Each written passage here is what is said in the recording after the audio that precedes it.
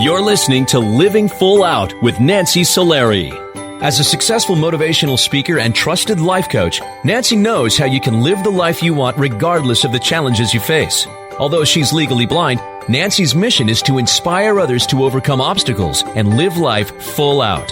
Call in at 800-333-0001 to ask Nancy for advice on topics such as relationships, finances, business, health, and more. Just call 800-333-0001. Once again, that's 800-333-0001.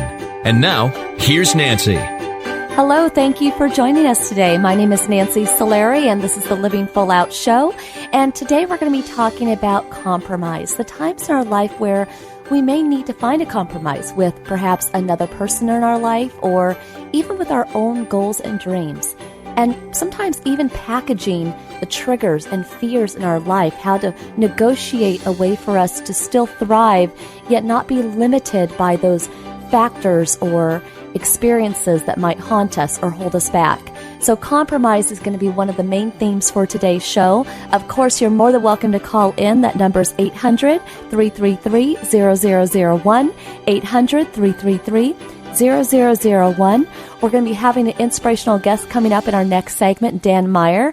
Honestly, put on your seatbelts for him because he's a sword swallower. Don't try it at home. It is amazing what he does and how he passed through, well, really went beyond his fears to take on sword swallowing and learning how to do that. So he'll tell us his journey. And then, if you want to reach out to us at Living Full Out, we do this show each week to motivate you, to inspire you, but we'd love hearing from you. If you're touched by today's show or if you have questions or need resources, reach out to us at connect@livingfullout.com. That's connect@livingfullout.com. And if you want to hear today's show again or any of our past shows, go to livingfullout.com, click on the radio show tab, and you'll be able to hear this show and all of our past shows all over again and again and again and again, however many times you want to listen to them. So going back to our show today on compromise, it's interesting. Most of you may know I am legally blind, and although that has been just, I would say, torturous in some cases over the years, I've had to find a compromise with my eyes. Again, sometimes it's finding a compromise with relationships, but for me, I had to negotiate with my eyes, figure out how I could let them thrive and be awake and do all they needed to do, squeezing that last little bit of sight that I could possibly see, or shapes or shadows, but at the same time, respecting the fact that when my eyes are tired, go to sleep. When they need put some water on the face and wake them up, do that. So in life, you want to figure out, where do you need to compromise? Where do you need to negotiate some more, maybe a time for yourself, love for yourself, or maybe even giving yourself to others? Again, we're going to go to the phone lines now and chat with one of our callers. Welcome to the Living Full Out Show. Hello, welcome to the show. Oh, I think our caller may be there. We'll have to see. Oh, hello. Hi. Thank you for calling. How can I help you today? I'm calling in regards to, I guess, improving my relationship with my father. Mm-hmm. Yes. Do you and your father currently have any relationship? I mean, do you talk, or are you distant? What? Sorry, what was that? I said, do you currently have any relationship with your father? Do you talk, or are you distant from each other? No, I have a relationship with him. What do you want from your dad? What do you wish your dad would say to you? What do you wish he would acknowledge about you?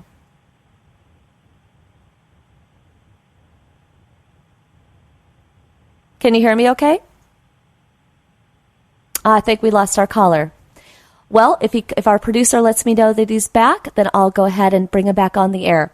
Otherwise, I will try to reference what I was going to say to that caller. It actually is a good question. He asked about building a relationship, becoming closer with someone. We all have those moments in life when we get in an argument with somebody, or we feel very convicted about a certain opinion we have about something, or we think that somebody else's opinions on something is just over the top.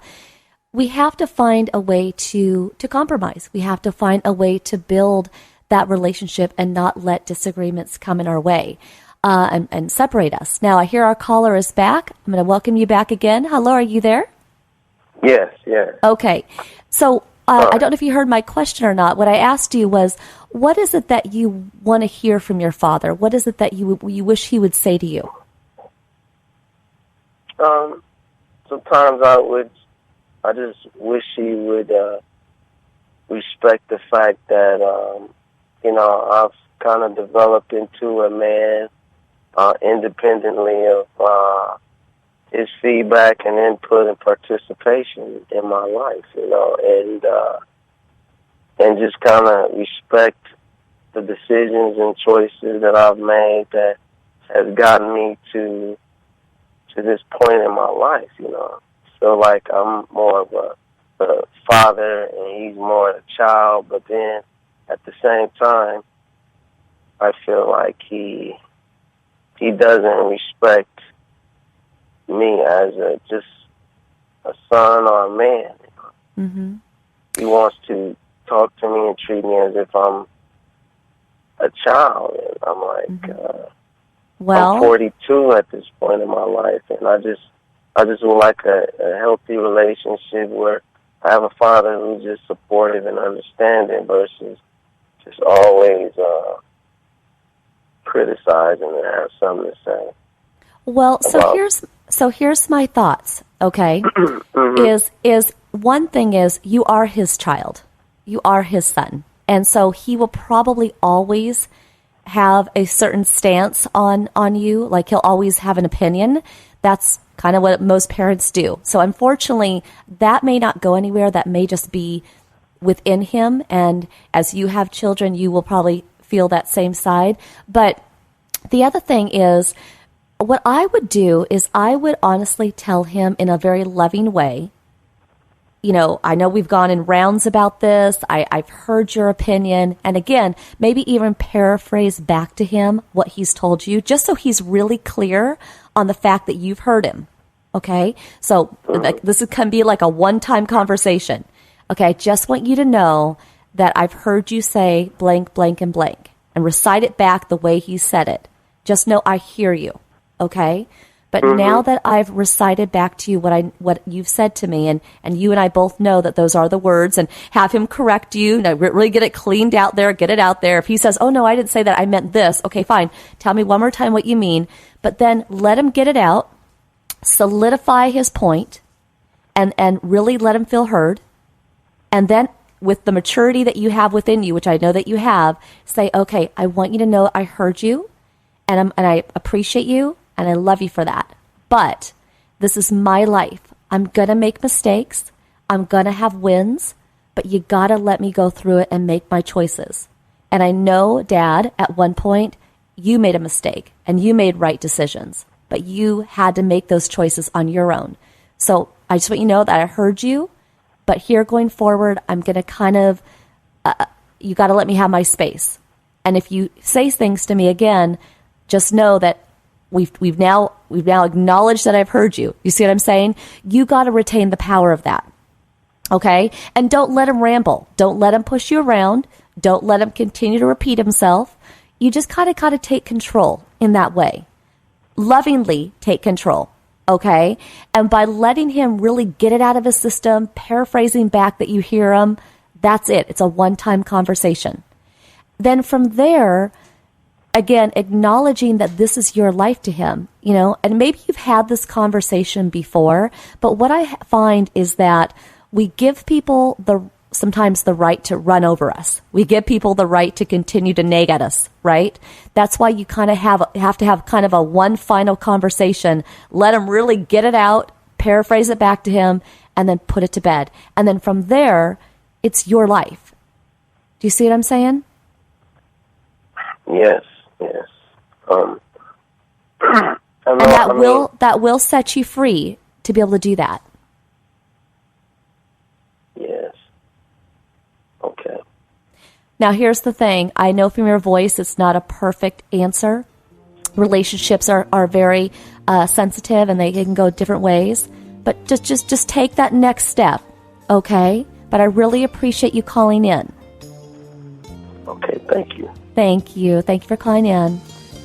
So again, we're talking today about compromise. Again, we all have those moments where we have to compromise. When we come back, we're going to be joined by a very special guest, Dan Meyer, sword swallower. Amazing. You don't want to miss it.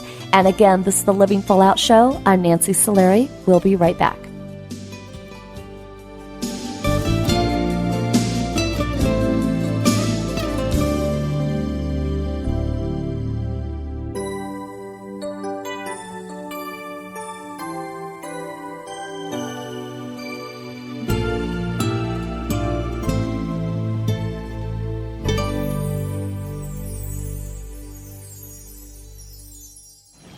Dad, this is fun. I didn't think I'd like kayaking. Well, I'm glad you enjoyed it, but I think it's time to head back in.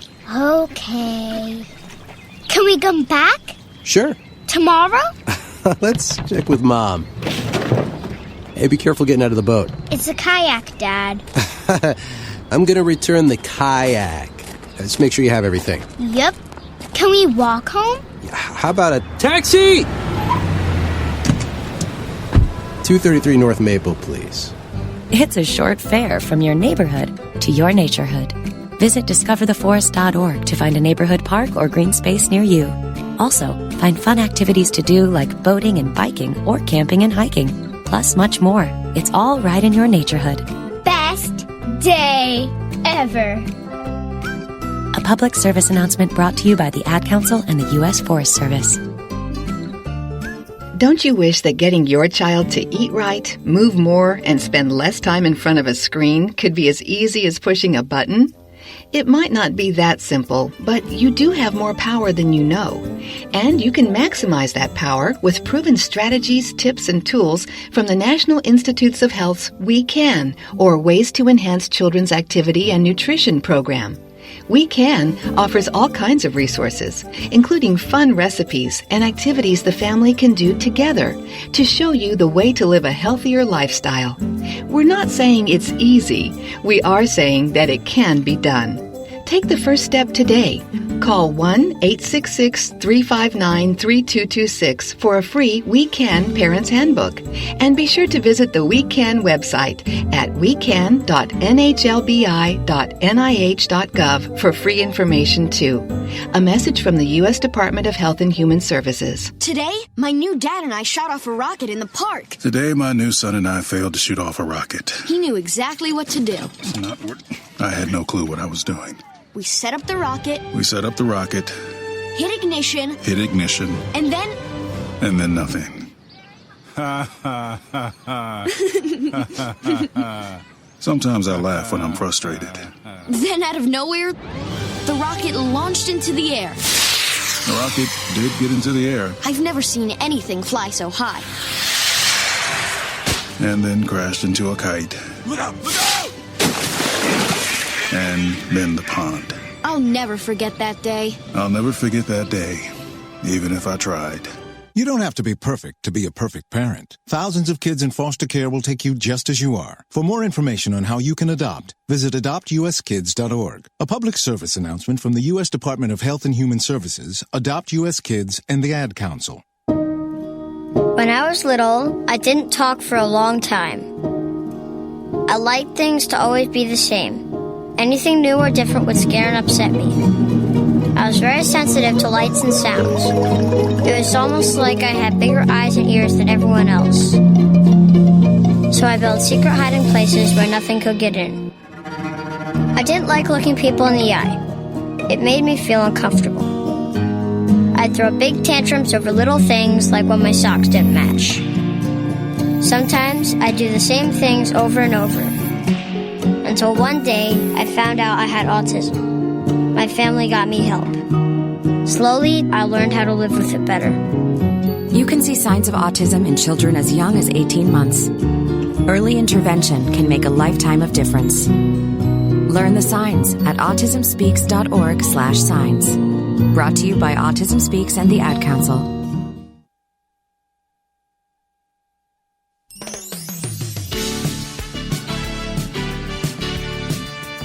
You're listening to Living Full Out with Nancy Solari. A professional motivational speaker, Nancy can help you overcome obstacles and start living full out.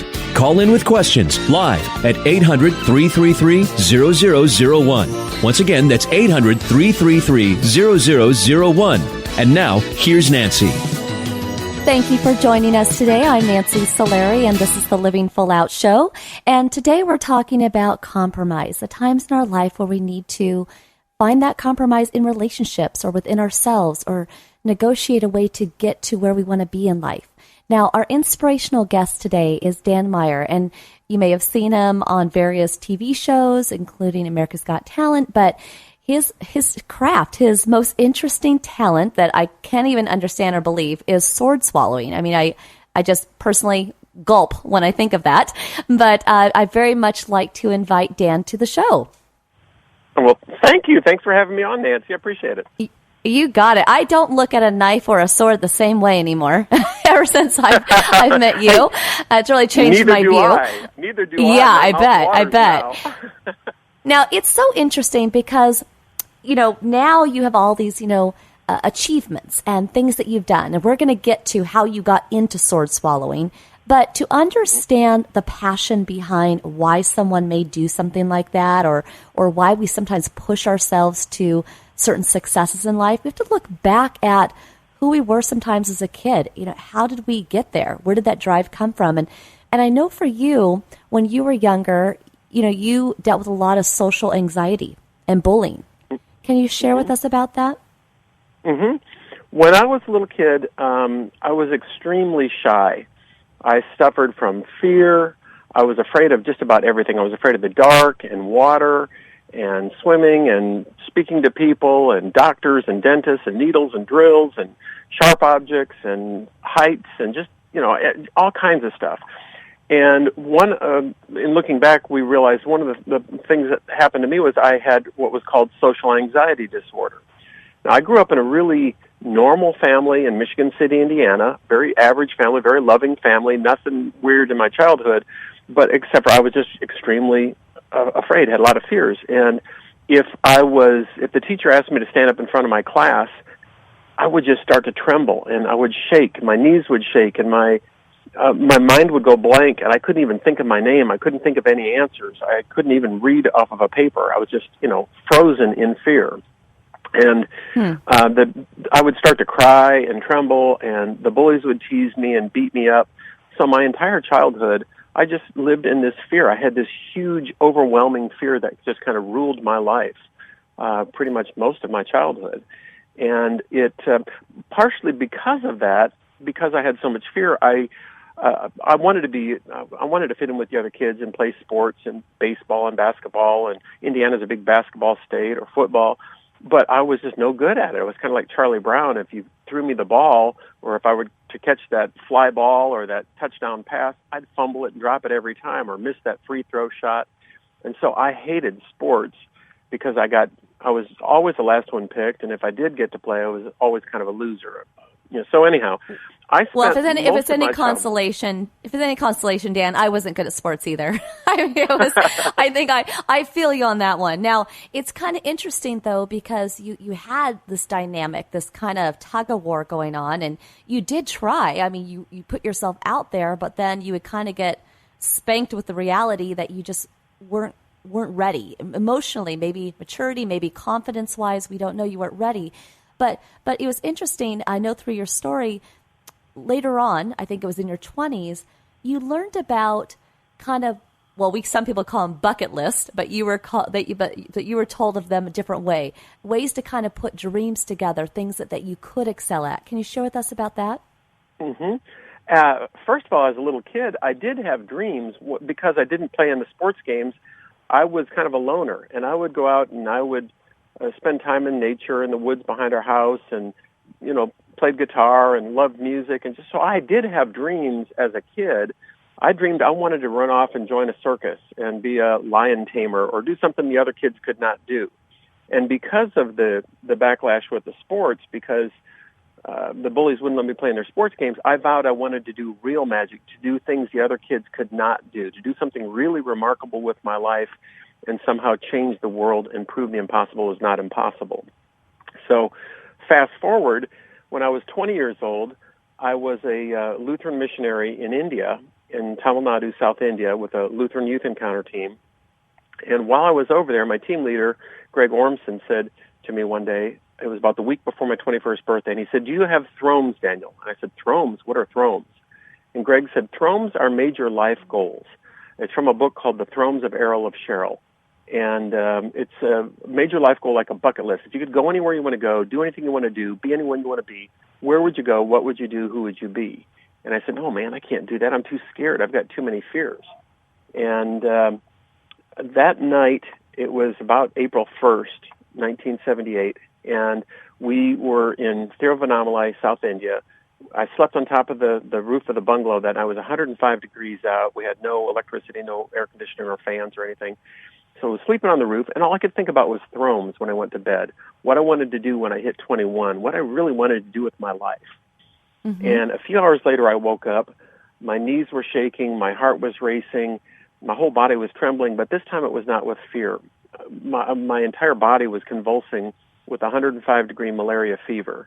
And for the next week, I was in and out of malaria fever, on my deathbed, fighting for my life, my brain burning up with this malaria fever. And all I could think about for that week, whenever I was conscious, all I could think about was thromes, what I wanted to do with my life. Finally, on the night before my 21st birthday, in a moment of clarity, I kind of came to a realization. I realized that little mosquito that had infected me, Plasmodium falciparum, is actually the parasite inside the mosquito. And I realized that little parasite was smaller than a grain of salt, and yet it seemed so great to me. That was like my kryptonite. As a kid, I'd always wanted to be a superhero and fly around the world doing superhuman feats and saving lives. And I realized that little mosquito, that little tiny thing, had stopped me. And then I realized, no, it was even greater than that. I realized that fear was my kryptonite, my parasite that had crippled and paralyzed me my entire life. And I prayed a little prayer that night, and I said, "God, if you let me live till my 21st birthday, I will not let fear rule my life any longer. I'm going to put my fears to death. I want to take on risks and challenges. I want to find my purpose and calling. I want to know my life has meaning. I want to do something remarkable and somehow change the world and prove the impossible is not impossible." And I won't tell you if I survived until my 21st birthday. Dan, but and Dan, that you did. I know. We have to take a commercial break, but when we come back, I want to hear about what your thrones were. And then obviously we want to talk about the sword swallowing, because that was one of them. So if you'll hang with us, Dan, we're going to come right back. And sure. Everybody, we're talking to Dan Meyer, and he's sharing with us about his journey to get past social anxiety into a place of confidence. We're talking about compromise today. We'll be coming right back after this break.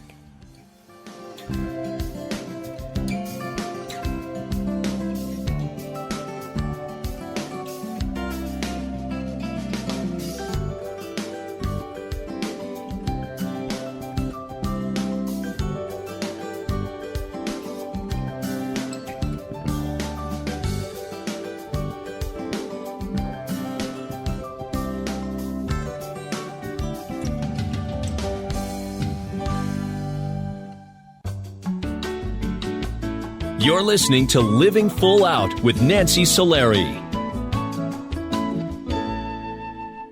There are many sounds in your day-to-day life. There are sounds that wake you up. Sounds that make you smile. Sounds that energize you.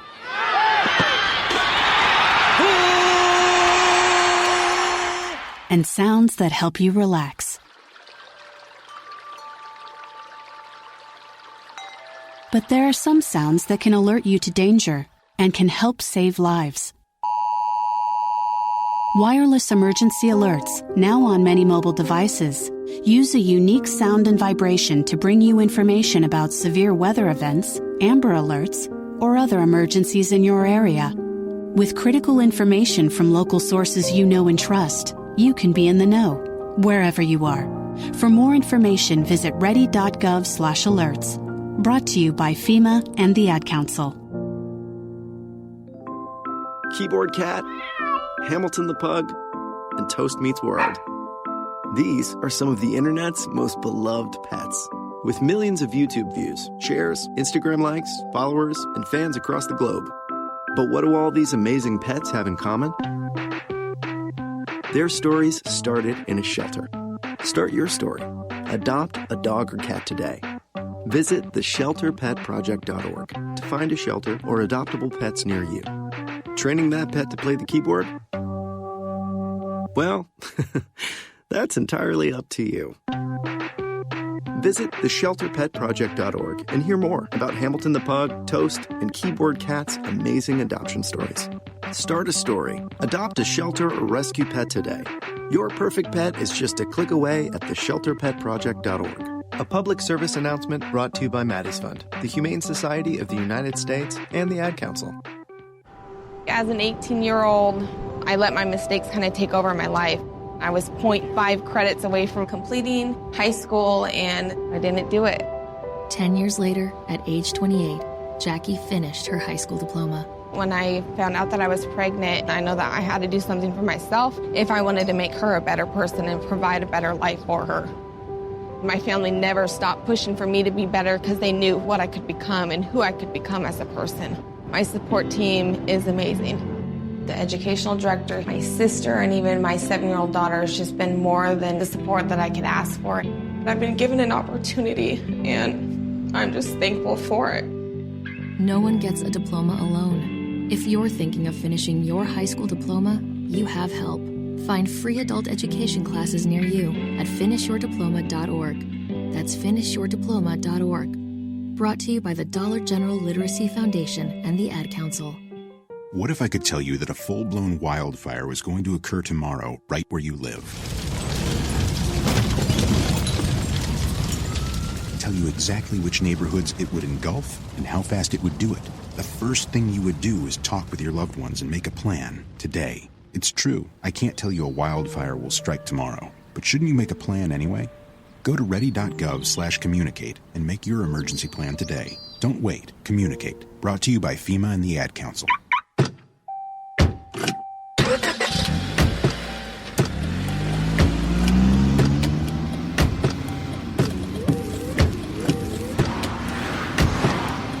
Driving has a rhythm all its own. Don't wreck it with a text. Before you get behind the wheel, silence your phone. Or better yet, designate a texter. For more text-free driving tips, visit stoptextstoprex.org. Brought to you by the Ad Council and the National Highway Traffic Safety Administration.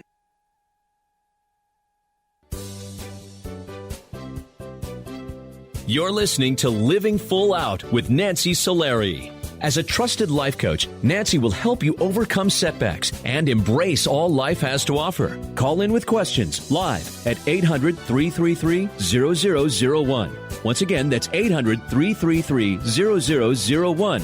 And now, here's Nancy. Welcome back to the Living Full Out Show. I am Nancy Solari, and today we're talking about compromise in our life and how we do that, how we get to a place where we can make compromises. And right now we're talking to our very inspirational guest, Dan Meyer, who is known as a sword swallower, which we're about to get to. But I'd like to welcome Dan back to the show. Thank Hi, Dan. You. Hi. Hi, Nancy. So, unfortunately, we have limited time today. So, everybody, Dan did have many, many thrones that he was looking to do. And that's kind of like a bucket list. And he was talking about that in the last segment. But one of those was sword swallowing. I want to kind of go right into that because there's so much to that story. So can you share with us about how you got into sword swallowing and what that is? Sure. Actually, Nancy, it was not one of my thrones. My original 10 thrones were to visit the 7 wonders of the world and all the continents and live on a ship in the ocean and a deserted island and a tribe of Indians in the Amazon, work with a circus, work in the music business in Nashville, and climb to the top of the highest mountain in Sweden and see Mount Everest and jump out of an airplane, that kind of thing, crazy stuff. And as I started trying to knock those off my list, I came back from India and moved to the Bahamas for 7 years, where I lived on a little island and learned to swim with sharks and overcome my fears. And gradually that took me to the Amazon, where I got to climb in the Andes, and on and on and on. Well, during the course of that, every time I'd check one throne off of my list, I'd add 5 or 10 new thromes onto my list. So my list just continued to grow into the hundreds as I'd see new horizons, as I'd get a little confidence under my belt.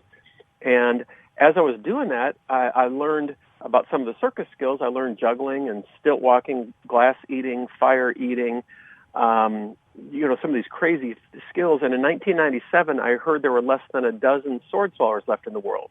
And I thought, wow, that's as close as you can get to doing real magic. I've got to try that. I met a sword swallower named George the Giant in 97. I asked him for some tips. He said, I'll give you 2 tips. Number 1, it's extremely dangerous. 29 people have died doing this. Number 2, don't try it. Well, guess what I did? I added it to my list of thromes. I began practicing 10 to 12 times a day, every day, for 4 years, a total of about 13,000 unsuccessful attempts before I got my first sword down February 12, 2001.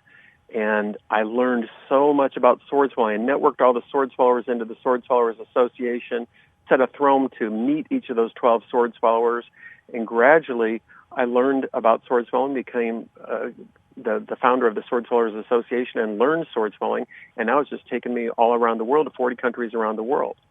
Well, I have to ask you, Dan, because again, okay, let's go back to day one, first sword down your throat out of those 13,000. I mean, that is just such a wild concept to even think about. And I have to ask you, in all your attempts, did you injure yourself? In the first 4 years, not really. I'd get a lot of sword throats. We call them sword throats when you poke around and scratch your throat. Uh-huh. But the first 13,000 attempts was using a 13-inch dagger, and I kept hitting the back of the throat and couldn't find the proper alignment down the esophagus. It just wouldn't go down. And my throat would gag, and my stomach would retch, and finally I changed my attitude as well as my posture. And I had collected about 1,000 photos of sword swallowers from the 1800s on, and I looked at those and I said, if that girl can swallow a sword, maybe there's a chance I can do it. And then I thought, no, I believe I can do it. And then I just changed my attitude and said, no, I'm going to do this. I will do it. And I changed my attitude, changed my posture, and that first sword went about 6 or 8 inches down into my chest. And I thought, oh my gosh, did I puncture something? I pulled it out. There was no blood on the sword. And I waited a couple of days to make sure I didn't have any internal bleeding. And then I just kept practicing. And it took 2 years just to get consistent at swallowing a single sword, and another 5 years to work up to multiple swords, and then to start doing stunts and documentaries and do things for Ripley's and Guinness and just some of the crazy things that have happened since 2001. Well, so, and it's interesting. No, there were no injuries the first 4 years. No injuries there. After that, okay. I ended up in the hospital a couple of times with some serious injuries. Once in Rome, Italy, for several weeks when I punctured my esophagus on Guinness World Record TV, swallowing 2 swords together underwater. And it is extremely dangerous. We have 3 to 8 serious injuries each year from sword swallowing injuries. So it is really, really dangerous. Well, and some of our listeners may have seen you recently on America's Got Talent. I know you did a pretty crazy stunt, one that you had actually never even tried before. Can you share with us about that moment? Yeah, it was just a few weeks ago, and I had done America's Got Talent in 2008 and had made it 7 episodes all the way through to the finals in Hollywood. And a few weeks ago, they called me and said, hey, do you want to be back on? I said, when, next year? And they said, no, tomorrow in Hollywood. I said, what? Got on a plane, flew out there, and they rented a car for me, a 1974 Triumph Spitfire, and I swallowed a 30-inch sword with 24-inch blade first. Then I swallowed a 1929 car axle that I'd never swallowed on national TV before. It was a museum piece, and that sucker was about 8.5 pounds, went all the way down to the bottom of my stomach. But then I had them pull out a car. We attached some cables, some straps to a 20-inch sword. I swallowed the sword, leaned forward, and I had Nick Cannon get in the car, and I pulled that car about 12 or 15 feet across the stage. And I wasn't even sure if I could do it because I'd never seen that car before. And I got 4 yes votes, so it was really a huge triumph for me to be able to overcome my fear and do that and prove to the world that you can do the impossible. Well, this is mind-blowing to me, Dan, because, A, you had never tried it before, but number 2, you're literally pulling this car with the sword in your mouth and basically with your head. How did that happen? That is definitely magic in some form, but how does that happen? What place were you in your mind to be able to do that? Here's what happened. Two things happened. Before I got out there, I prayed a little prayer and I said, God, this is not about me. This is about you. And it's not about showing off for these people. It's about doing the impossible and letting people see that you can do the impossible in their lives just like you have in mine. So it was a mental attitude. I did it really, and I told Simon Cowell and Heidi, they said, are you here to win the $1 million? I said, no, I'm here for all those bullies that had teased me, for everybody who out there in the audience who's ever been told, you'll never amount to anything, you'll never be able to do the impossible in your life, for my family and friends and for God and everybody who's given me the courage to do what I do. That's why I do it. And so I was so happy that I could pull it off. But here's the trick. What I've learned in fear is that fear usually is greater than the actual danger that's involved. Usually our minds build up fear to be just so huge. And really all it takes is 2, 3, 4, 5 seconds of courage to overcome that little bit of fear and jump out of the airplane or do whatever it is you're going to do. When I started pulling that car, it did not move. And you don't see it on film, but I leaned against that and pulled and pulled and pulled, and it didn't budge. Finally, I just said, all right, God, let's make this work. And I gave it that one nudge, that 2 seconds or 3 seconds of courage, and it started to roll, and I got the traction I needed to get it to pull it 12, 15 feet. And then it did work. And that's what I've learned in fear all along. Our fears are usually so much bigger than what little courage it really takes to push through that fear and do the impossible in our lives. Well, and I feel that through you when you're saying that. I feel that, and it makes me want to go do something like, I don't know, pull a car, but I probably won't. I probably won't be able to do it like you did, but it makes me want to. It's interesting because whenever we try to do something in life, maybe it's trying to work it out at the gym and maybe try to lose weight, or maybe it's a certain hobby. For you, it was those 4 years of trying to get those 13,000 swords down your throat.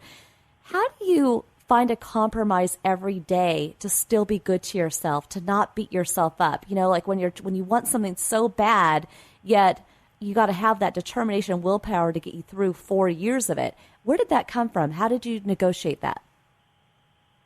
You know what? It takes a balance, Nancy. I've learned you can't be a perfectionist. You can't go for everything and make everything perfect, but you've got to be happy within yourself that you're doing the best you can do.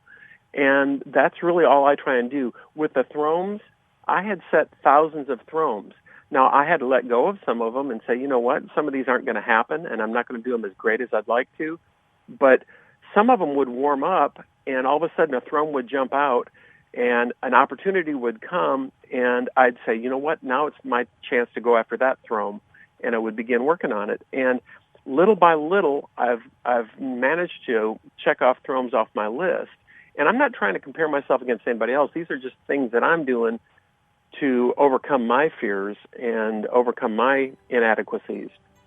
And little by little, as the opportunities come and I push through them, I'll do some of them. Some of them will come to surface. A couple of years ago, I finally got to go see Mount Everest. I was in India, went up to Nepal, and I was a few miles away, but I saw it at sunrise as the sun broke, and it was absolutely gorgeous. Like, yes, I've done that one. Now I want to go to the next throne, go across the border and into Tibet. And, it's always something, Those are moments to definitely be treasured. You're a perfect example of living full out. You're doing it. Those thrones have really got you out there. As we kind of close up, we just have about a minute or so left. I just wanted to see, what advice do you have for someone who wants to do something, push themselves? Maybe they don't have to swallow swords, but what would be that first step that first little bit of advice to get them going? Set thromes. You can look at my list of thromes at thromes.com, THROMES, thromes.com. And set some thromes, 5 or 10 of them, just something you always wanted to do. Read a book or start a business or get your degree or stop smoking or whatever it is.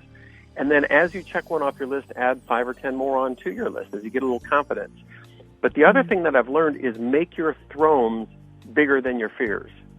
Yes, I still have fears, but my thromes are much bigger. Now I'm so eager to go on to the next one and the next one that I don't even worry about those fears. Yeah, no, I get that. I mean, actually, like I said, I think I'm going to make a list myself today. But Dan, I want to thank you so much for being on today's show. You are truly an inspiration, and this is not the last we're going to hear of you. You're doing amazing things. So thank you for being on the show today. I appreciate it. Thanks for having me. Appreciate it. All right. Have a great day, Dan. And when we come back, we're going to be taking your calls. Again, we're talking about compromise today, all the different ways in which we can take action in our life and moving forward. Again, that was Dan Meyer, the Sword Swallower. And this is the Living Full Out Show. I'm Nancy Solari, and we'll be right back after this break. Stay with us.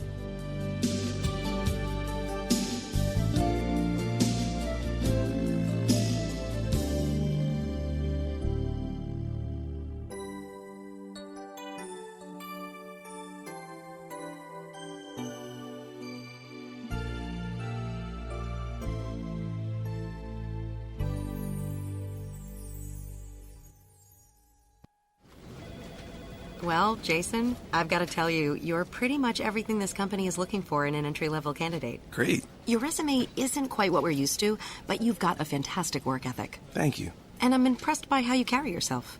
So, should we talk about the job? What? The job? Oh, sorry. Yeah, I have no way of recruiting or even meeting you. This interview didn't happen. It may sound ridiculous, and that's because it kind of is. There's a huge pool of talent your company is missing out on. Meet the grads of life. Who are they? Talent worth knowing about. Young adults of unique determination and experience. An ideal fit for your company in an entry-level position, internship, or even mentorship. They might not have every qualification you typically look for, but they're exactly who your company needs. Man, we really could have used him. Don't miss out on a resource many innovative companies have already discovered. Go to gradsoflife.org to learn how to find, cultivate, and train this great pool of untapped talent. Brought to you by the Ad Council and gradsoflife.org. The following message is about Medicaid and CHIP, free or low-cost health coverage for kids and teens. Enrollment is open year-round. Hey, voice lady, give me the mic. Okay. Hey, DJ, let's switch up the music. That's better. So listen up, moms and dads out there. There are these programs called Medicaid and CHIP. They offer free or low-cost health coverage for kids. Things like doctor and dentist visits, prescriptions, and shots are covered. All the stuff that keeps kids like me healthy and in charge. So, as you can tell, a covered kid is a confident kid. And it means confident parents, too. To learn more about affordable health coverage for your family, visit healthcare.gov or call 1-877-KIDS-NOW. That's 1-877-543-7669. Yep, you could do something big for your family today because enrollment is open year-round. This has been a message from the U.S. Department of Health and Human Services. And Sophia. They're gonna jump out of trees. You can't stop them. They'll go down the slide head first. They'll make parachutes out of sheets. They'll balance on things that are impossible to balance on, like the back of a couch or a windowsill or a scooter seat. They'll run with sharp objects. They'll run into walls. They'll climb things that won't hold their weight. They'll put their fingers in places where they could get smashed. They'll drive their tricycles down steep hills. They'll bounce balls off their faces. They'll step on each other. They'll jump on each other. They'll invent whole new ways to put themselves in jeopardy. But one of the most dangerous things kids will do happens while they're sitting perfectly still. Kids who ride in a car without a booster seat are much more likely to suffer serious or fatal injury during a crash than kids in boosters. But amazingly, 80% of all kids who need them aren't in them. After a toddler seat and until they're 4'9", booster kids, and don't let them down. Go to boosterseat.gov to learn more about the importance of boosters. A message from the U.S. Department of Transportation and the Ad Council. Hey, Nick Cannon here. So we all know we've got a lot of talent in America. But unfortunately, there's something else we've got way too much of. Childhood hunger. 17 million kids struggle with it in this country. That's why the Feeding America nationwide network of food banks gather surplus food to give hope to hungry kids and their families. Join me in supporting Feeding America and your local food bank at feedingamerica.org. A message from Feeding America and the Ad Council. We're your pets, and this song's dedicated to those people who don't have health insurance yet. Enroll, we say, we want you to be okay. Enroll, we say, take care, people, for goodness sake. Health insurance is now affordable, and covers prescriptions, hospitalizations, and preventive care. Visit getcoveredamerica.org to learn more. And take care, people. Brought to you by Get Covered America and the Ad Council. To live full out means that you will find a compromise in your life. We have those restrictions. We have limitations. Sometimes there's barriers. But it's finding a way to negotiate how to get from that barrier to your goal, to where you want to be. Setting forth a plan of action so that you can fulfill that dream, fulfill that goal, and live your life full out.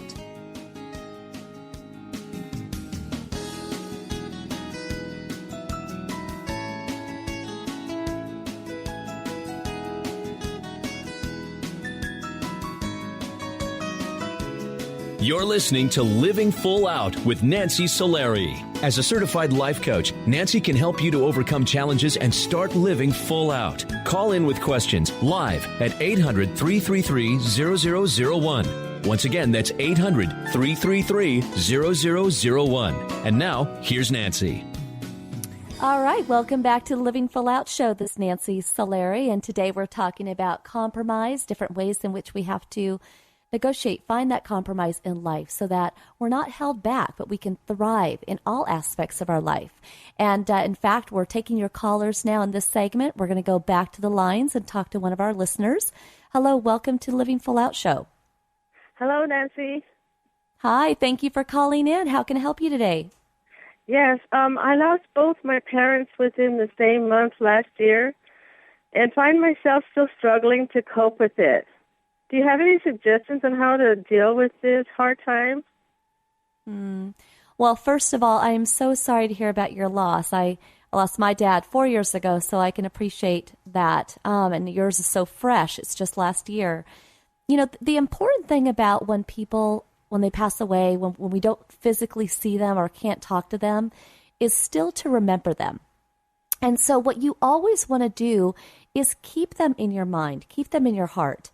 Talk about them when you can. You know, I will oftentimes say to people, oh my gosh, my dad would think this is so funny, or my dad did this, or I'd love to know what he would say about this. And, you know, just keeping them in your thoughts. When you think of your mom, let's say, you know, what was she to you in terms of the relationship you had? Oh, she was my mentor, told me to keep driving and take care of myself. That was a real inspiration for me. She was an inspiration. Mm-hmm. Mm-hmm. And how about your dad? How did your dad impact your life? Oh, he taught me to just teach myself things in life, and he was always my supporter. No matter what, he would listen to me. Every trivial aspect of life, he was there for me. And so your mom obviously was kind of a driving force, kind of encouraging you to keep going.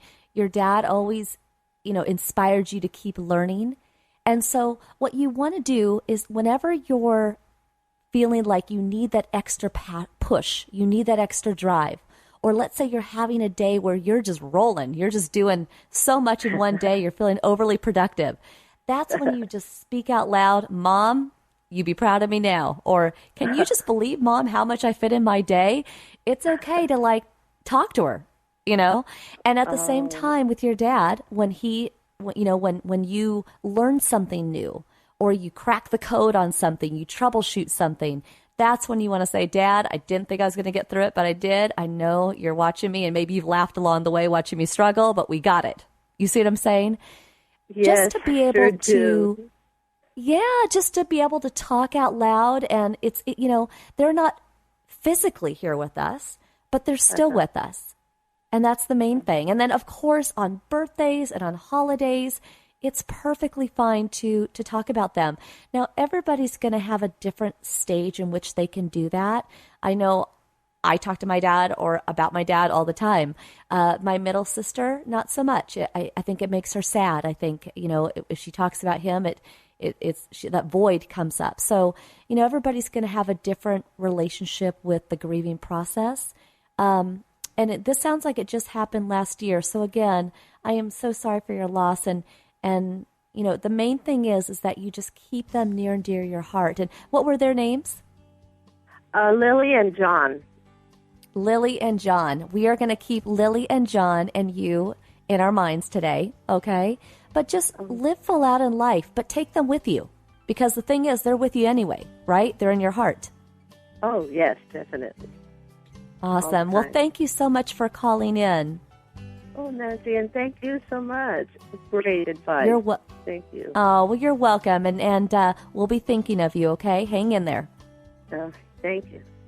Bye-bye. Bye. Bye-bye. What a great question. And I'm glad she brought that up, because when we talk about compromise today, sometimes we have to have a compromise with our heart. Sometimes we have to say to ourselves, gosh, can I push forward, beyond the sorrow, beyond the sadness? Even when we think of Dan Meyer, our last guest, and he had his social anxiety and his fears and all these things that could have held him back, he compromised with himself. He said, you know what, I'm going to take it day by day. I'm going to stretch myself. Some things I'm going to succeed at, some things I'm not. It's just about being good to ourselves, but yet at the same time, motivating ourselves to move forward as much as we can every day. And there's the old saying, Rome was not built in a day. Well, either are our dreams and goals. They have to take measurable time to manifest, to come true. But just like Dan had taught us, he had his thrones. Today is the day for you to put together, what is your bucket list? What are the items that you want to achieve in life? Put a plan to action together, put some benchmarks of dates that you want to achieve certain goals by. But at the same time, if something doesn't happen and you set a goal and it doesn't work out in the day you decide you want it to occur, just know there's the next day and the next day. You just keep trying. It took Dan 4 years, 13,000 tries to put a knife down his throat. He eventually got it. So I want to thank everybody for listening to today's show, our entire Living Full Out team, Rich and Mindy and Sam and Debbie and everybody else listening today. We thank you so much. And if you want to reach out to us, go to connect@livingfullout.com. We'd love to hear from you. Or if you want to hear the recording again of this show or all of our shows, go to livingfullout.com, click on the radio show tab, and you can hear all the shows there. Thank you again. And here's to you living your life full out. We'll see you on our next show.